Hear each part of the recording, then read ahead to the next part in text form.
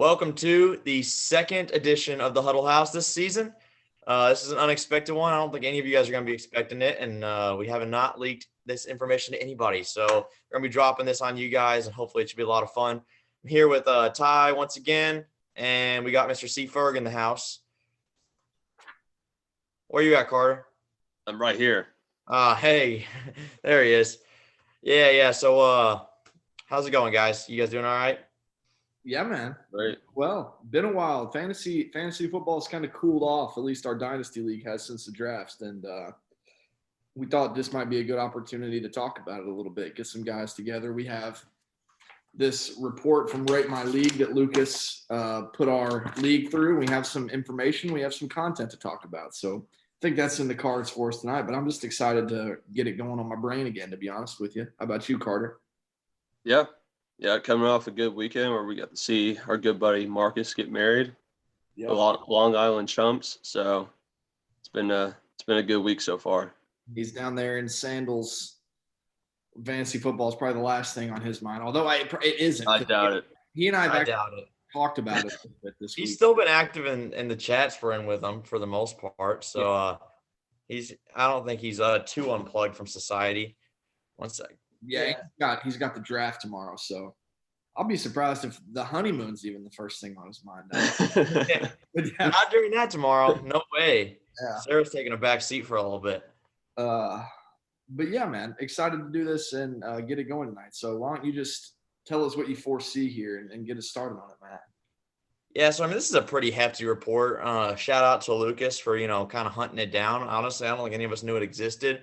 The first one he sent out kind of sucked. It just didn't seem like a very good assessment. But this one, I mean, it's obviously not perfect, but it seems pretty accurate, pretty in-depth. So we obviously can't get to all of it. There's a lot for each guy. We're just kind of going to scroll over some highlights, some key additions for each guy, some key losses, kind of go over their helmet stickers. That's a pretty clever way of kind of assessing a guy's attributes. And then, just kind of say if we agree or disagree kind of with the spot they're in. So I'm just going to spend a few minutes on each of these guys and, sort of see if we agree with this ranking.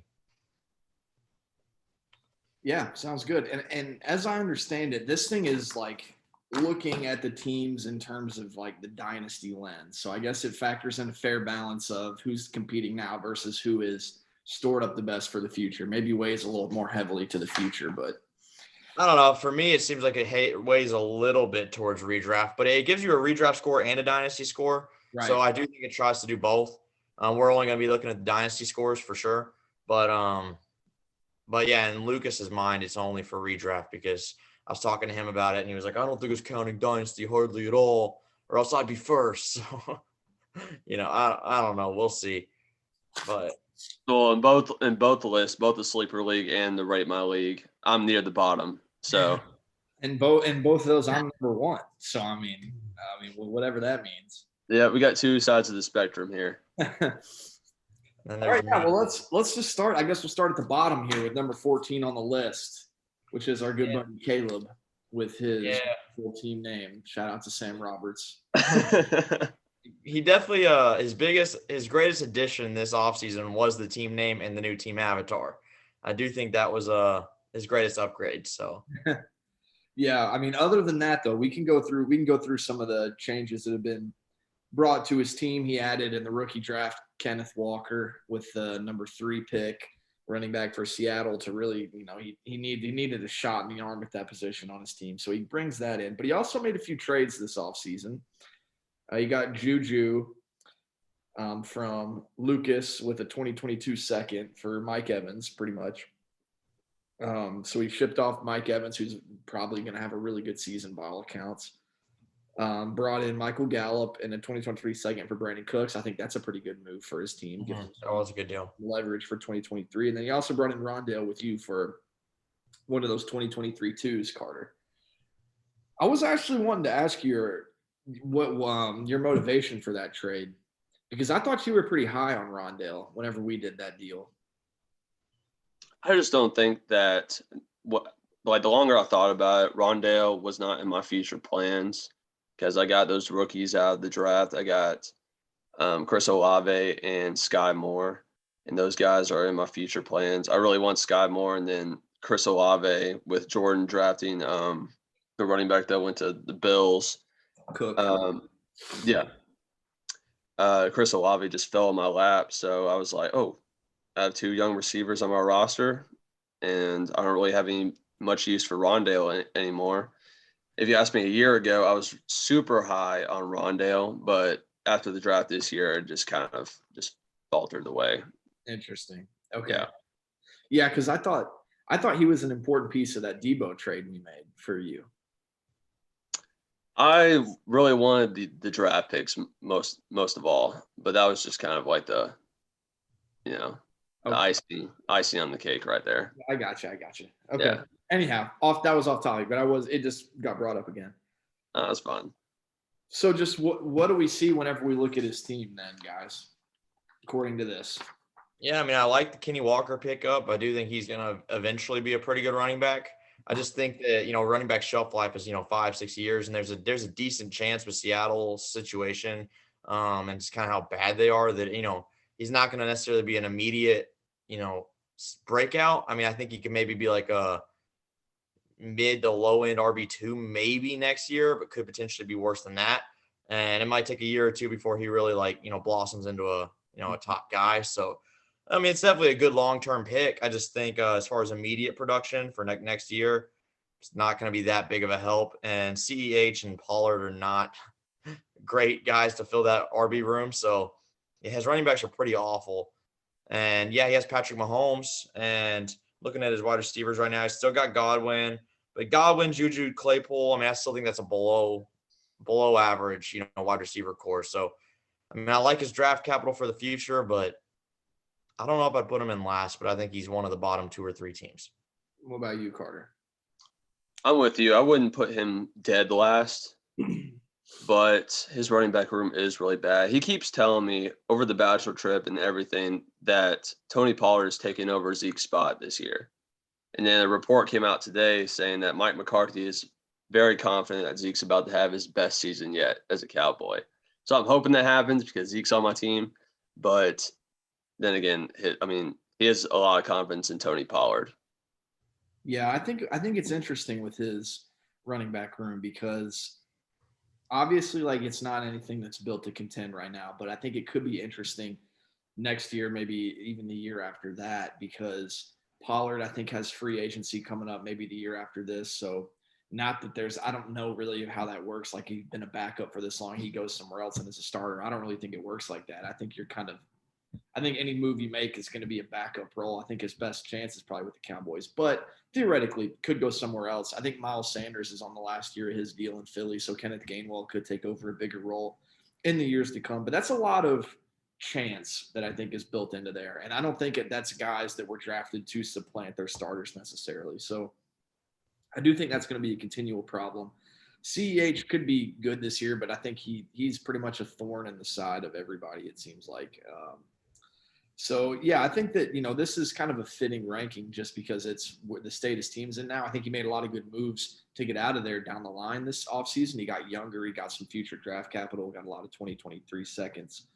But as of right now, yeah, I think this is the spot he belongs. I think it's the spot he wants to be fair. So he got the misconduct sticker for lowest rated team and the dead zone for worst running back group, which we kind of talked about. So those are some tough ones, misconduct and the dead zone. Hey, his average starter age is 25 though, which is pretty young. So he's got some youth on his team, and like I said, he has draft capital. I know he actually kind of wants to finish bottom 2 because he wants to either get Jackson Smith, from Ohio State, or obviously Bijan Robinson. So it's just kind of he'd be thrilled to finish in this spot. So yeah, so I think that's one. I think it got this one right. Yeah. All right, now number 13. This is where CFerg's been a little disrespected, we think. We got taken from the MAC in 13, so we'll let Carter kick it off and share his opinion. So that might seem a little disrespectful having me at 13, but whenever you think about it, I'm in the worst spot to be young this next year because I do not own my 2023 first-round pick. Lucas does because I included that in the deal to acquire Cam Akers. And looking back on that trade, I probably would have done things differently, but that's how it is in hindsight. But I think it's a little bit fair. I think I'll finish towards the bottom 4 this year just because my average age, according to this, is 24.7. So I have a very young roster. I'm also starting the most rookies in my starting lineup. I think I have a helmet sticker for that. You do. Yeah. The freshman. It's like UK's basketball team. But yeah, I'll have Chris Olave starting, Sky Moore starting, Cam Akers is 22. So I'll have a very young team built for the future. So hopefully those guys pan out. I'm going to have a lot of fun seeing those guys develop. But this next year is going to be painful for me, for sure. Well, I think there's also something to be said. Like, you have the freshman sticker for rookie starters, but I do think that you probably had the best rookie draft out of anybody. Yeah, for sure. Olave, Sky Moore, Isaiah Spiller, and then you got McBride too, didn't you? Yeah, I got that. Got Trey McBride from Marcus actually because he wanted to trade down for I think a future second. So yeah. So he wanted to trade up for the number 12. Yeah, I gave up 112 for it. So I mean, you still got Spiller and McBride from that deal. Yep. I think that you made I think some draft picks fell to you, and I think you made some good selections there. So I think, that's a good shot in the arm and infusion of youth. I am curious your thoughts on, because I know you went all in on the Amari Cooper stack with Deshaun Watson, just how you feel about that move now and what you gave up to get Amari, because I think he is kind of on he's like what, 28? 27? He's 27, but this is also going to be his 8th or 9th season in the league. So he's been in the league a minute. He's got a lot of tread on the tires. Obviously, he's really good, but with the potential of like a hefty suspension for Deshaun coming, like that puts him a year older by the time they get to play together, which they could still be really good. But how do you feel about that move now with what we know? Well, I did throw all my chips in on Deshaun, and I was really hoping with all these allegations and everything that he would be suspended for a max of 8 games. So I was like, okay, I start Matt Ryan half the season, then Deshaun comes in the final 9 weeks or whatever and shows out. But it's tough. It's tough because it definitely hurts Amari's value with whoever they have at QB throwing to him now that Deshaun's going to be suspended for most likely a year. So how I feel about it, I'm very displeased, if I'm being honest. It's not a good feeling or now. Yeah. I'll have to wait another year to see what Deshaun is. So yeah. And to be fair, we don't even know exactly what the verdict is on him. Everybody's just speculating that it's going to be worse than what's initially assumed. But the NFL, who knows, man? They're liable to do anything. But it would just be so crazy if Calvin Ridley gets a year for like gambling and Deshaun Watson gets less than that for 24 allegations of sexual misconduct, right? Let's hope they're unfair. Let's hope justice is not served here. All right. I don't know. Yeah, we'll see. So you're not like, I wouldn't crap on it just quite yet, but I get feeling disheartened by that because you did go all in on it. You went all in on a lot of pieces, man. I'm looking at your key additions and subtractions. Dude, you shifted a ton. You were so active this offseason. Brought in Saquon, Cam Akers, Amari Cooper, Hawkinson, and your rookies, and you got rid of Debo, Deontay, Michael Pittman, George Kittle, Damian Harris, Rashad Bateman, Matthew Stafford, David Njoku. Like, you were just flipping and flopping, dude. That's a lot of moves. For sure. But I was talking to Matt about this, I think, a month or two ago. I am not like discouraged about a lot of roster turnover because every year, if you like those people who are like redraft gurus or whatever, like people redraft teams every year and there's always a new champion. Mm-hmm. So I'm not really discouraged about that. But yeah, I have had a lot of roster turnover. I've won some trades and I've lost quite a bit. So just gotta live with it.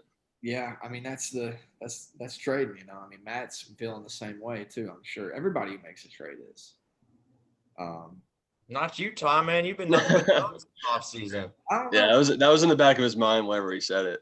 Yeah. Well, I Oh, can't yeah. say that. I mean, there's Trying to sympathize with us pathetic owners whenever he's out here getting nothing but dubs. a lot of and the trades hitting out there still homers. to play out. Debo's still not like on great terms with the Niners. That's still like a big risk. So, there's risk in every trade. Yeah, I pretty much given my entire wide receiver room to Ty. Just like, here it is. Yeah. I would probably take the Devontae one back if I could, though. I don't know. It kind of rounded itself out in the end because, we traded a lot back and forth now. I've forgotten even all the implications of it, but that cost me last season. I Well, definitely. you then turned that piece into Jonathan Taylor, so I wouldn't feel too bad about it. Yeah, I guess I'll.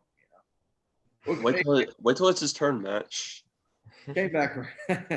Okay, so the only other thing to talk about, I think, from your team is the other sticker you have, which is Matt Rule's dream for the worst rated quarterback position. That is the best helmet sticker name. I love that name too. It's perfect.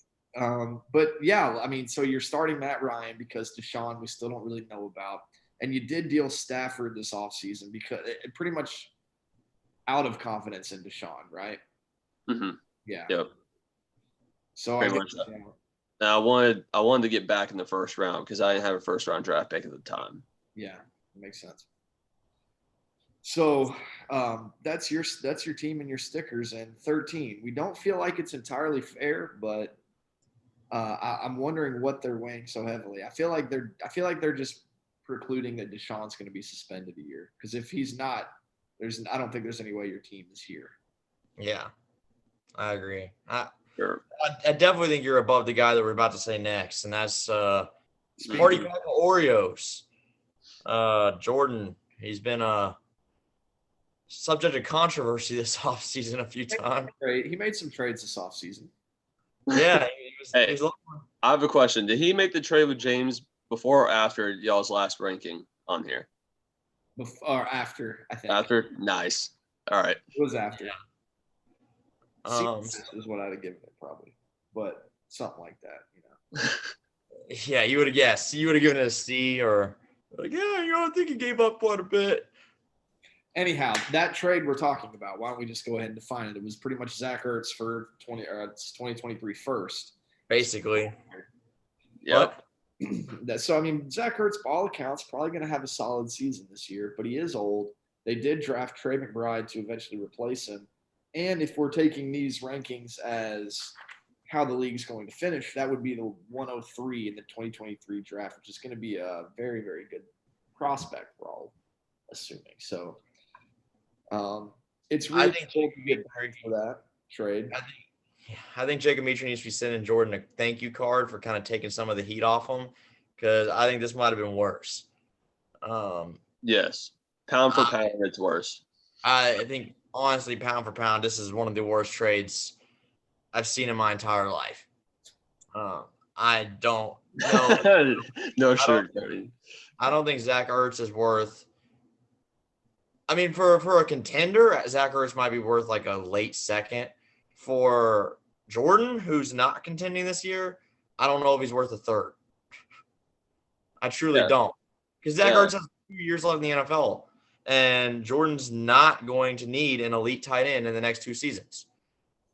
Yeah. It makes 0 sense. I think part of what that is, it's just somewhat like not fully understanding like the implications of trading a first round pick and not really like being that into the dynasty, which is okay, but it sucks sometimes whenever that influences like the rest of the league. Cause I mean, that's a premium asset. And James didn't have any of those, and he pretty much got it for somebody who wasn't even going to be a starting tight end. Well, it was just a clear impulsive decision. It was like Jordan didn't even really think it through because he said, I need a tight end. And within 5 minutes of him saying that, he just threw away a first-round pick when he upgraded from Logan Thomas barely. I mean, for a first-round pick, I don't even think that's that big of an upgrade. Like, I mean, you could have done a Zach Ertz for Logan Thomas swap and no one in the league would have complained. Like, it wouldn't have looked that bad. So, I mean, it's just – But with that being said, there are some – What? I said, with that being said, there are some pieces here that could lead him to a better finish than this. Like Aaron Jones. I think Aaron Jones is due for a really big year. because the Packers really don't have anybody else. And we've seen them do it before when they have a lack of receiving options. They did it with Ty Montgomery. They would turn like a 4-yard dump-off pass. That was their handoff. I could see them giving a lot of work like that to Aaron Jones.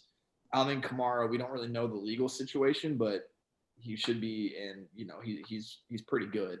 But really where I think he made his money this offseason without making any moves was his wide receivers. Jerry Jeudy gets Russell Wilson and is probably going to be the number one in that offense. Marquise Brown traded to the Cardinals.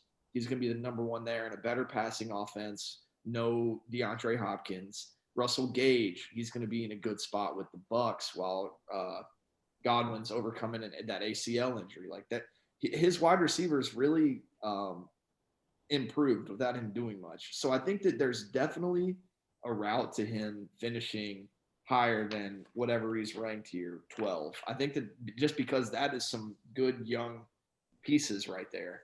So I could see him finishing and outscoring where he's at right now. But the rest of the pieces on his team are a little older. Like his average age is 26.8. That might be inflated by the Zach Ertz move, but it's where he sits. I think he's interesting. I do think this is it's warranted to be where he's at right now, but I wouldn't be surprised to see him exceed this because of that young core. I don't know. I still probably would be surprised. I think he's finishing bottom 2, and I think James is getting an elite wide receiver for free. I don't know, man. He's got Kyler Murray, too. That's a nasty stack, Kyler and Marquise Brown this season. Yeah, I mean. We all know you're not a big fan of Kyler. Oh, I don't like Kyler at all, but I think it's a great fantasy stack. In real life, they're probably going to be terrible for each other, but no, Kyler's terrible for everybody, so. He's never gonna win more than a wild card game. I just don't see much light at the end of the tunnel for this team. I think that there's some guys that could be good. I just don't. You had one chance to also improve your team, get an elite wide receiver like a Jameson Williams or Chris Olave in the draft. You take James Cook, who's a complete project running back, who was probably supposed to go around 10 to 12 range. And he takes him at 6 just because he needs a running back rather than just taking the best available and trading for a good running back. And so it's just stuff like that just comes off as if he's not really, doing his research. And so I don't know. I mean, yeah, there's some light here, but I'd probably put him at 13, maybe 14. Well, let's go back. Didn't Austin draft James Cook for him? Yeah, but that's only because Jordan told him to. Okay. We need to move on, though. He has no stickers. So, we got Trachtner at 11. I think Trachtner actually had they say he has a minus 21 change, meaning he had a bad offseason. I don't really see it that way. I think he actually did okay in the draft. I really did not mind his draft at all. You got Drake London at 102, which I think we all think would probably be the right pick there. You got David Bell at the 201, who, could potentially be solid. Maybe not for next year, but he's walking into a wide receiver 2 or wide receiver 3 position on his team. And if Deshaun doesn't miss that much, that's, a pretty good situation. So, and then he got Pickett in the late second. I don't think that's a bad spot for Pickett. So gives him a solid backup, quarterback. So, I don't mind this team. I mean, I think he's made some improvements. I don't think his trades have been egregious this offseason. Getting DJ Chark, is nice. And also, I didn't like his Tyler Johnson in 206 trade, but that's what it is. But I don't mind Trachtner's team. I'd probably put him at 10 or 11 myself. I think the spot's accurate. I think that I get selling the 101 because you need wide receiver help. I think he could have sold it for more. I don't think the 102 and then the 202 is equivalent to the 101 and in a weaker class. I think that the gap between Breece Hall and then whoever he got with those 2 picks, which really I don't even know if he picked anybody. Oh, David Bell is who he ended up getting around that spot. I just feel like he sold that a little cheaper. I think that was worth a little more. Mm-hmm. But yeah, I mean, his team definitely improved this offseason, all things considered. Russell Wilson's on the Broncos now. James Conner got re-signed to the Cardinals, has that backfield to himself, is going to be a beast. Drake London, he's all by all accounts going to be a target hog. Kyle Pitts is obviously a smash.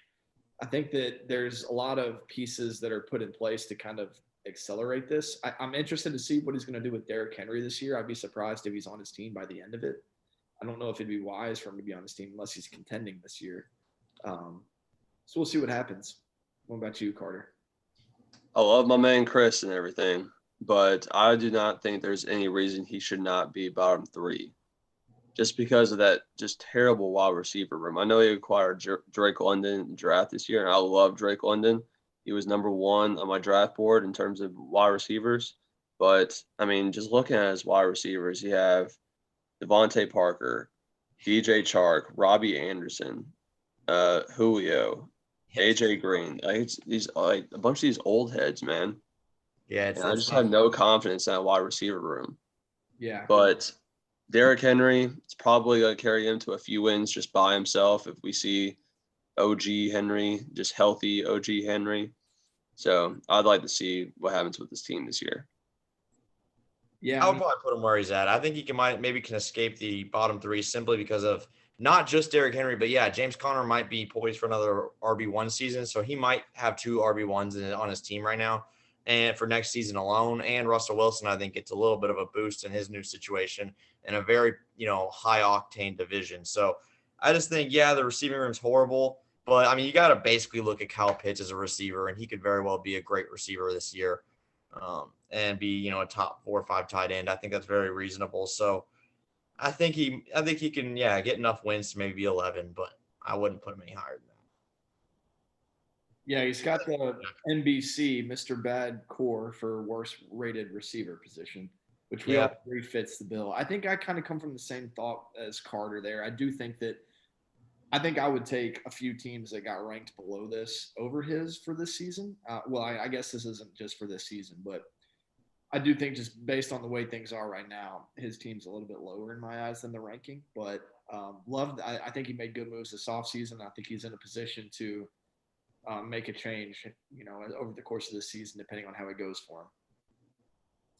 We can boogie on down to number 10. Nathan, Jacob Mitri, who, if we want to talk about totally blowing up a team in an offseason. And we can't go through all this. It's not possible. That's putting it lightly.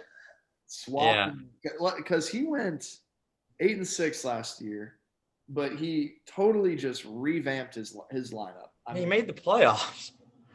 So here's his key additions and subtractions, because I think this is important to get out there before we discuss anything on his team. So he departed with Cooper Kupp, Josh Jacobs, Kareem Hunt, Adam Thielen, Hunter Renfrow, and Allen Lazard. And he added Devontae Adams, Mike Williams, Allen Robinson, and Devin Singletary. They forgot to mention Jonathan Taylor as a key subtraction. That's not counting JT that he did trade for. So when you add that to the list, I mean, that's a lot to give up. I mean, Cooper Kupp and Jonathan Taylor are the number 1 players at their position. It's kind of crazy to have both those guys on your roster and lose both of them season and start the next season without either of them. That is something. But let's just talk about what he set himself up to do, because I think dynasty wise, I don't think his roster is in fantastic shape for the long haul. Oh, not at all. I mean, I think everybody feels the same way, but I do feel like this season he's an interesting team, and I could see him pushing for the playoffs just with his roster the way it is right now, because he's got Dak at quarterback, and then his receivers. I kind of like his receivers: Allen Robinson, Devontae Adams, and Mike Williams. I think those 3 guys are probably going to be all top. I can think they could all be in the top 30. Allen Robinson, maybe not, but the other guys definitely seem like top 25 guys. So I think he's going to have, and Devontae Adams is a top 5 guy. So I think that he's going to have some really good production from his receivers for this season, maybe next season. But the long-term outlook for his team definitely is not there. It's an old team. Average age is 28. Yeah. Yeah. 28. That's rough. Yeah. Well, this year, I agree with you, Ty. Dynasty value, I don't think his team is in great shape at all. But this year alone, he's like such a wild card because he has one elite running back. He has 1 elite wide receiver. Mike Williams is such a boomer bust player. Like, we never know what he's going to do. He might go off the first 4 games of the year, disappeared the last 3 quarters of the year. Mhm. And Allen Robinson, I think he's a really good fit with the Rams, but man, Cooper Kupp gets all those targets in that system. So I think he finishes bottom 4 this year still, but it's such a wild card. He's such a boom or bust team right now. It absolutely breaks my heart that Lucas has yours and Mitri's picks. Oh my gosh. I mean, we're going based off a computer right now. That's scary. I know. I'm just saying, gosh dang. I seriously think he could be a playoff team this year. No. Come on now. His RB2 is Devin Singletary, Ty. Yeah, but I think that that's no points. I do think Rashad Penny could get some work. I think you could play. For the 2 games he plays, you've been so nice to Mitri this entire offseason because he gave you Jonathan Taylor. Mitri's going to finish bottom 4. I think out of all the teams we've looked at right now, this team is definitely most built to have good weeks this year and to possibly be a playoff team. I'm not saying that I think his team is fantastic or has a great outlook, but I do think that of anybody that we've read up on so far, I think he has the best chance to make a playoff. I had to go with it so far. I would say Caleb last probably. For next year, Mitri probably 2nd worst, Jordan 3rd worst, and Carter 4th worst. So I'm the best out of the 4, Matt. You don't have to say 4th worst. Whatever. Yeah, you're the best of the 4. And then I'll take you over Traitner too. I think I'd put you at 10 and Traitner at 11. Mitri's future though, he's gonna have to do some work to revamp it because right now his only future asset is that 2023 first of Chris's that I traded him because he doesn't have his 2024. And he only has one, and he doesn't have a 2023 second either. He just has that one 2023 first. So he has the badge for the least draft capital. Yeah. And he also has team RateMyLeague staff's most unanimous on. Oh, so they all would rank him. They all would put him in the same spot. Yeah. Interesting. Gotcha. So I think that, he's got a lot of work to do to turn this team around in the future, but I could see him being a little scrappy this season. Boys, we're going really long, and that's okay. I shot you guys a message. What if we did half this week and half another week or something? Yeah, I think that's a good idea. We can keep this going. We got about 8 minutes or 7 minutes left, so we'll get to James really quick, and then we'll try to do the top 8 next week. So we're kind of going through the guys that are projected poorly, right, this episode. So you guys are getting your shine, but we'll go to James at number 9. Very interesting offseason. He obviously had one home run move getting that pick. That was just a clear as day smash accept. But he's made a lot of moves, and he acquired Christian Kirk, he acquired Brandon Cooks, acquired Kareem Hunt, David Njoku, Logan Thomas, gave up Zach Ertz and James Robinson. That is absolutely fantastic managing, in my opinion. I think he probably gave up more than that, but I don't know. He gave up Michael Gallup. He gave up Michael Gallup. Brandon Cooks. Yeah.